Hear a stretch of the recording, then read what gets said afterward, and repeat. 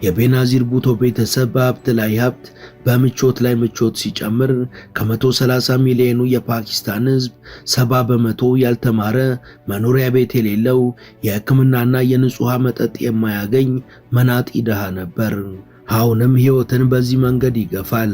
ፕሮጀክቶችን የግል መጠቀሚያ ያደረገው የቤናዚር ቡቶ ቤተሰብ ከፓኪስታን እስከ ዱባይ፣ ከእንግሊዝ እስከ ፈረንሳይ ድረስ ቁጥራቸው የበዙ ቅንጡ መኖሪያዎችንና ንግዶችን በስውርም በግልጽም አስቀምጧል። ቤናዚር ቡቶ ዳግም በ1993 ወደ ስልጣን ስትመለስ በሙስና ባህር ውስጥ የገባችው ገና በተመለሰችበት ዓመት መሬት ገዝታ ግንባታ ስትጀምር ነው። የቤተሰቡ መቃብር የነበረውንም ቦታ ወደ ብሔራዊ የቀብር ቦታነት አስቀየረች።